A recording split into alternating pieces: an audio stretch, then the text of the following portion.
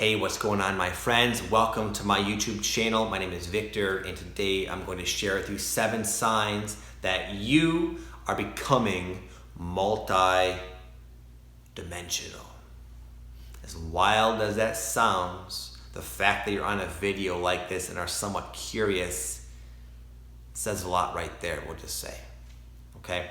What people are going through right now on the planet, it's unique. It's not a traditional seeking of enlightenment. That's part of it. We're all becoming more enlightened, but there's something else happening. We are ascending. There's a planetary ascension causing people to become more consciously aware of who and what they truly are on the grand scheme of things, not only limited to this singular incarnation. Rather, you are becoming more consciously aware of all of your simultaneous incarnations, that you are a soul that likes to get around, likes to party, likes to have a lot of lives all at once existing now. And you right now here on present earth, this character, this little version of you is becoming aware of that and can therefore start to draw from your other incarnations at times that are relevant and are no longer reduced and limited to the wounded character that you might have confused yourself temporarily to be.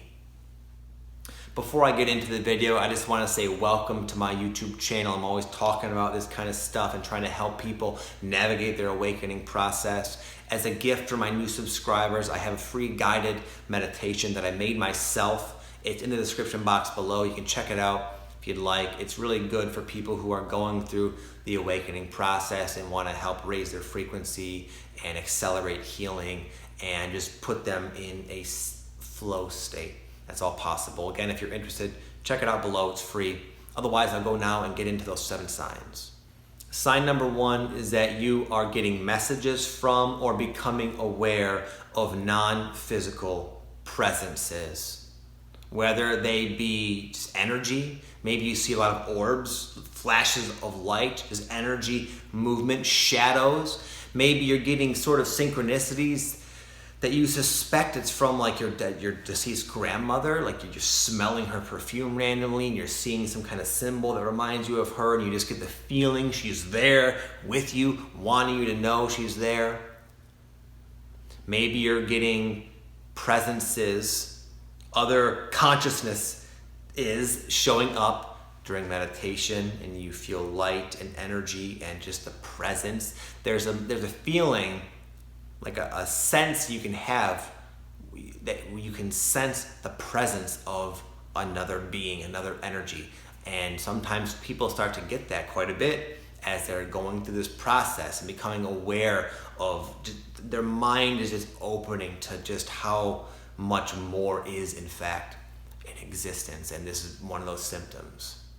Number 2 is you might randomly feel like you are a different person. Like you suddenly can embody a state of confidence and zest and clarity that normally is covered up by doubt and insecurity. And again, this old character sometimes weighs on that part of yourself like a heavy jacket and it's not always available. But there are those times where you're in the flow, in your zone, effortlessly being and exhibiting a version of yourself that is awesome and you're like, wow, where'd this person come from? And then it's sad when they go away. The first time this happened to me was when I was getting clean. As many of you know, I've confessed many years ago, over a decade, I was a heroin addict.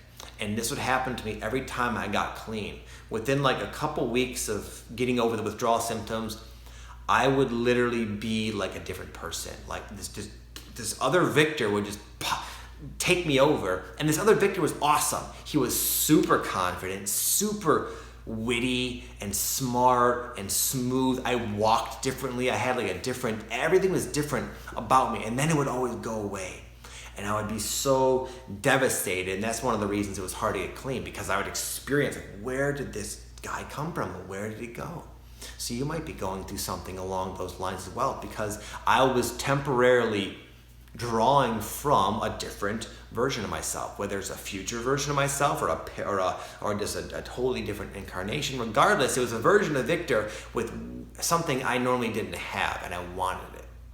Number 3, I call them dream visitors. Sometimes in your dreams, you can experience where you feel that there are characters in your dreams that are more than just the projections of your mind, rather another consciousness, another being, spirit, whatever, that is met you in the dreamscape. Now, sometimes they can take the form of, a lot of times they don't appear as they look. They can take the form of something familiar.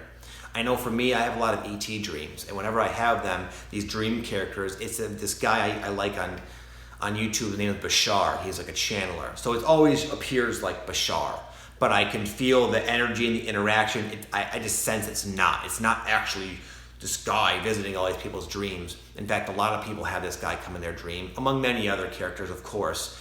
But it's something my consciousness can handle. Maybe the real perception of whatever really is in my dream is too much for my mind to handle presently, so it comes in the form of these familiar characters. But they stand out in many ways, and the tone of the dream is usually very different. The communication, a lot of times, a lot of very valuable information and lessons are sort of bestowed upon you in this dreamscape from this visitor, and just the sense, the intuition that out of all of this guy stands out. This is different.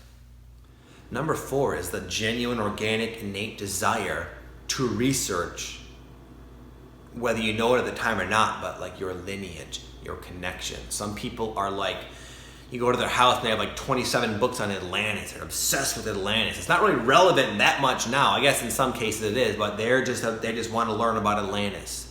Or a lot of people, again, they're reaching out for the stars. They're checking out books on the Pleiadians, and they have like all these books, and they read these blog posts. You might have this just like not an infatuation, but it's a really strong interest in certain things that really don't make much sense in your present life. Reading about the Pleiadians isn't going to help you get a better job usually, or really anything you can think of in a normal, ordinary human life. This doesn't apply to. It's like a closet hobby you just can't stop yourself from doing, because you're waking up as a soul, and you know there is a relevance there, and you know enough to where you're actually taking action to figure out what that is.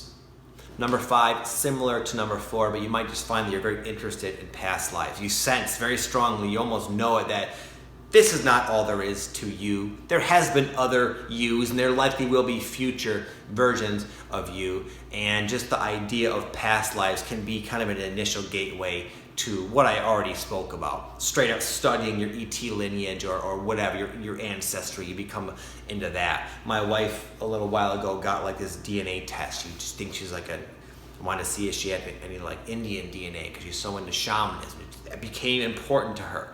But anyway, this can start out with just a simple interest in past lives. In fact, I remember many years ago, I was probably like, 21, I bought this book on past lives. That was just so fascinating to me. It was about all these little kids. There was like thousands of kids researched, I think in India, that all had very clear accounts of their past lives, and a lot of them, had their parents like check out this information that was coming out of their little kid's mouth, and it all checked out. And it's this big study that went down. Anyways, that's one sign as well. You're reaching out. You know there's more to you, and it can manifest in many of these different ways. Number 6 is that you experience synchronicity. You experience little ironies, perfect divine timing in your waking consciousness, enough to the point where you look up online and say, does anyone else see 1111? What's this number mean? I keep seeing it. Anybody else have these trippy things happen to them all throughout the day, constantly? What's going on? This is a new unfoldment for me. This didn't used to happen, and now it is. Big time. Your consciousness is like expanding geometrically and allowing you to experience reality in this different, more synchronistic type of way. Number 7 is that you right now possess a very high level of intuition. Not just well, when I was a teenager, I had this bad feeling and it turned out to be true. No, high level of intuition, where you can just look at somebody and know them. You know about them, you know where they're at least in that moment, at the very least, and you just have like a whole sense about them, unexplainable. It's like an immediate download into you. Like, okay, I got that guy summed up, staying away. This person's awesome. I met him 5 seconds ago, but I love them, and I know we'll get along great, and you're always right. Maybe sometimes you're thinking of something and someone says it, or vice versa.